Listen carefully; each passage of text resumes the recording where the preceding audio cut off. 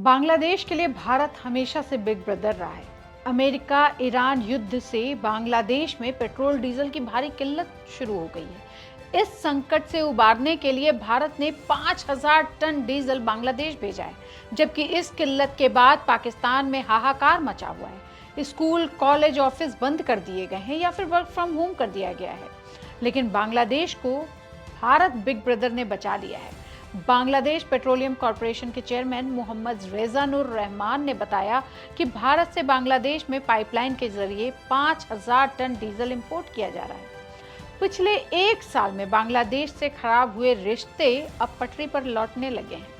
बांग्लादेश में नई सरकार बनने के कुछ ही हफ्तों के भीतर बांग्लादेश की सैन्य खुफिया एजेंसी DGFI के प्रमुख मेजर जनरल मोहम्मद कैसर राशिद चौधरी चुपचाप नई दिल्ली पहुंचे और यहां उन्होंने भारत की खुफिया एजेंसी रॉ के चीफ पराग जैन और भारतीय सेना के director general of military intelligence lieutenant general RS Raman से मुलाकात कर ली है। ये बात सूत्रों ने बताई। इस बैठक में दोनों देशों के बीच सुरक्षा सहयोग और आपसी भरोसे को बढ़ाने पर भी चर्चा हुई है। साथ ही इस बात पर भी सहमति बनी है कि किसी भी देश की जमीन का इस्तेमाल ऐसे लोगों के लिए नहीं होने दिया जाएगा जो दूसरे देश के खिलाफ काम करते हो। बांग्लादेश के नए प्रधानमंत्री तारिक रहमान ने 17 फरवरी को ही पद की शपथ ली थी।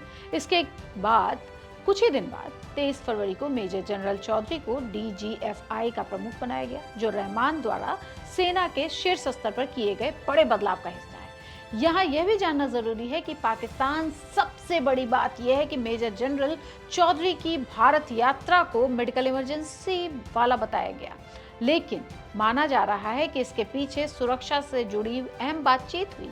नई दिल्ली को यह चिंता भी है कि अगर बांग्लादेश में हिंसा बढ़ती है तो उसका असर भारत के पूर्वोत्तर राज्यों की शांति और सुरक्षा पर पड़ सकता है।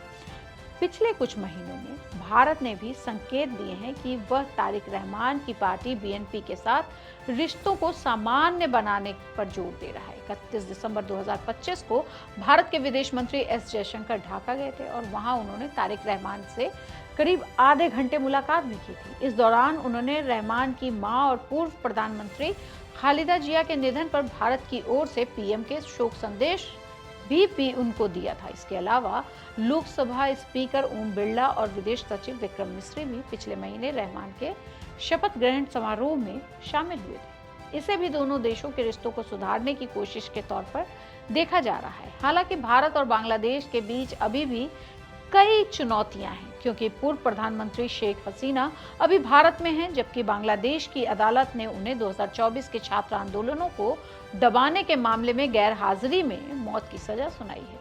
लेकिन BNP के वरिष्ठ नेता मिर्जा फखरुल इस्लाम आलमगीर ने कहा है कि भारत बांग्लादेश के रिश्ते शेख हसीना के मुद्दे की वजह से कमजोर नहीं पड़ने चाहिए, क्योंकि उन्हें पता है कि भारत क्या कर सकता है। इसके अलावा 1996 में गंगा जल समझौता, जो दिसंबर 2026 में खत्म हो रहा है, भी दोनों देशों के लिए बड़ा मुद्दा है। साथ ही पिछले साल दोनों देशों ने एक दूसरे पर कई आर्थिक पाबंदियां भी लगाई थी, मोहम्मद यूनुस के समय। इधर बांग्लादेश सरकार भारत से यह भी मांग करने वाली है कि फैसल करीम मसूद और आलमगीर हुसैन नाम के 2 लोगों को उसे सौंपा जाए। इन दोनों पर राजनीतिक कार्यकर्ता शरीफ उस्मान हादी की हत्या का आरोप है। दोनों आरोपियों को हाल ही में पश्चिम बंगाल की स्पेशल टास्क फोर्स ने गिरफ्तार भी किया है। तो इसके बाद ये जो रिश्ते हैं वो और सुधरते हुए लग रहे हैं। दरअसल 2025 में बांग्लादेश में जबरदस्त विरोध प्रदर्शन हुए। उस दौरान प्रदर्शनकारियों का गुस्सा भारत की तरफ बहुत देखने को मिला और मोहम्मद यूनुस जब सरकार में आए तो उन्होंने पाकिस्तान से और चीन से अपनी दोस्ती बहुत बढ़ाई थी, जिसके बाद भारत से उनके रिश्ते ठंडे पड़ते चले, जिसको तारिक रहमान अब ठीक कर रहे हैं।